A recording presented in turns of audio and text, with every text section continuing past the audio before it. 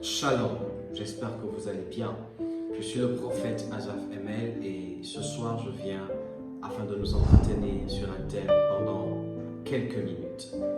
Alors notre thématique de ce soir c'est comment assainir son mode de pensée, comment avoir des bonnes pensées, comment ôter des mauvaises pensées de notre mémoire, de notre mentalité.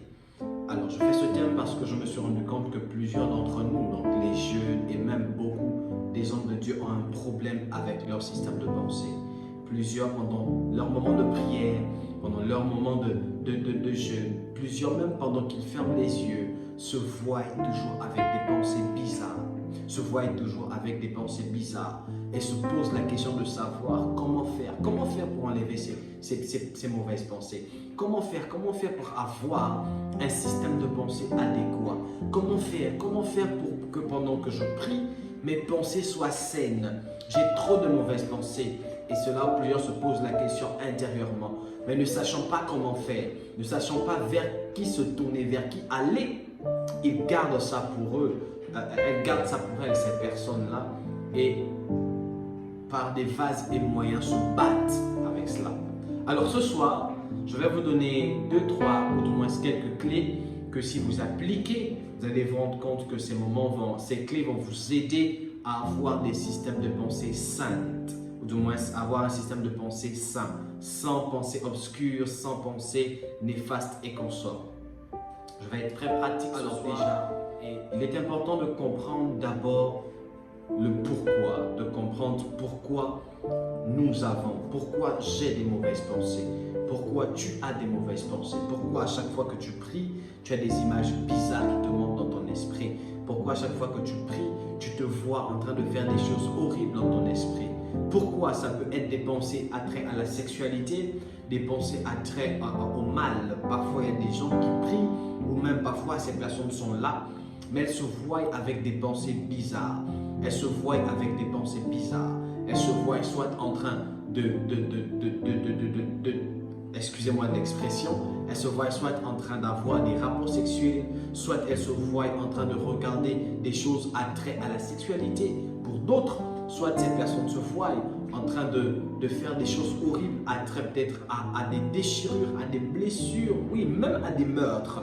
J'en connais des personnes comme ça. Maintenant, comment faire pour éviter d'avoir ce genre de pensée?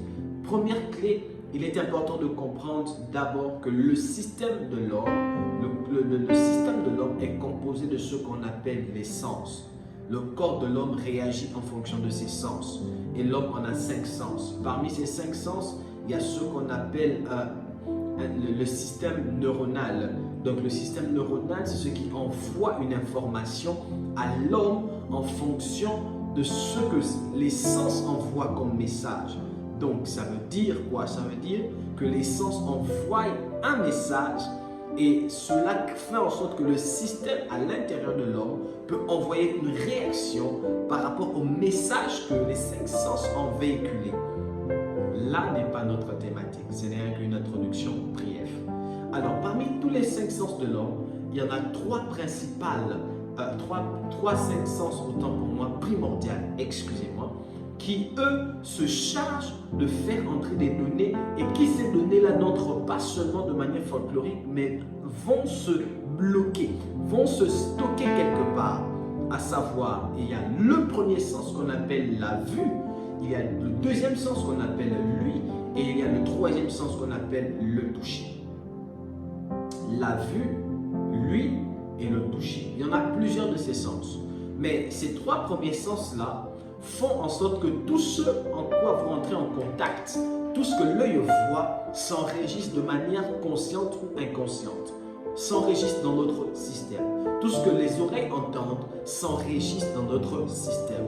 Maintenant, si tu veux avoir des pensées saines, si tu veux éviter d'avoir des pensées malsaines, éviter d'avoir des mauvaises images pendant tes moments de prière, pendant tes moments de méditation, anyway, la première chose que tu dois commencer à changer, c'est ce sur quoi tu exposes tes yeux.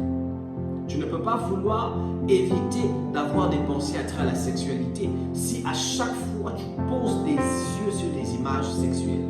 Tu ne peux pas éviter d'avoir des pensées à travers la masturbation si à chaque fois tu regardes des images à travers la masturbation. Tu dois fuir ces choses comme la peste. Oui, mon ami, tu dois les fuir comme la peste. Tu dois éviter de regarder des films, des dessins animés, éviter de regarder, d'écouter des conversations qui ont attrait à la sexualité, qui ramènent à la sexualité. Même des chansons, oui, dans lesquelles des sons sont comme des gémissements qui vont te ramener automatiquement à la sexualité. Premièrement, tu dois nettoyer tes sens. Et pour nettoyer tes sens, c'est éviter de les exposer aux choses bizarres, aux choses qui vont réveiller ces facteurs-là en toi, aux choses qui vont réveiller ces désirs-là en toi, aux choses qui vont réveiller ces émotions, permettez-moi l'expression, en toi. Et celle-ci, cette première notion fera en sorte que tu puisses déjà entrer dans le processus de l'assainissement de tes pensées. Deuxième et je crois la dernière chose que tu dois comprendre, c'est que tu dois éviter, ou du moins tu dois passer du temps dans la méditation. Ça veut dire quoi? Ça veut dire que tu dois passer du temps à lire la parole. Le matin, tu dois lire la parole. Tu dois saturer ton esprit de la lecture. Je ne parle pas de la méditation, je ne parle pas de l'étude, mais je parle de la lecture. Donc, rien que le fait de lire, tu dois avoir un programme chaque matin, chaque soir, dans lequel tu passes du temps à lire la parole, à lire la parole.